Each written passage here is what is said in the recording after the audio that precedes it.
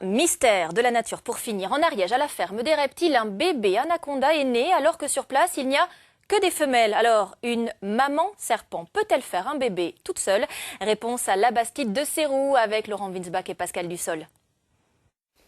Cette femelle anaconda jaune partage son vivarium avec sa sœur et une femelle d'une autre espèce, l'anaconda vert.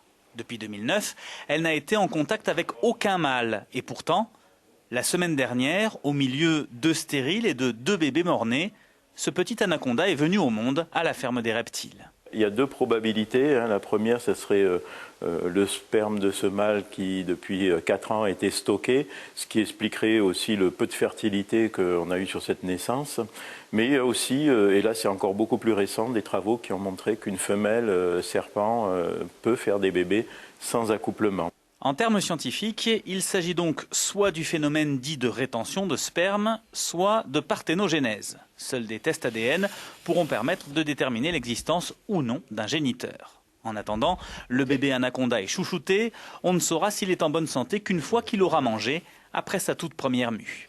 Dès que cette première mue, donc on espère dans 2-3 jours, aura été faite, là on pourra proposer son premier repas.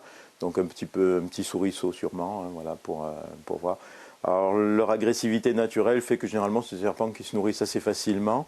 Mais bon, on peut toujours avoir des mauvaises surprises, on croise les doigts pour l'instant. D'autres heureux événements peuplent régulièrement la ferme des reptiles.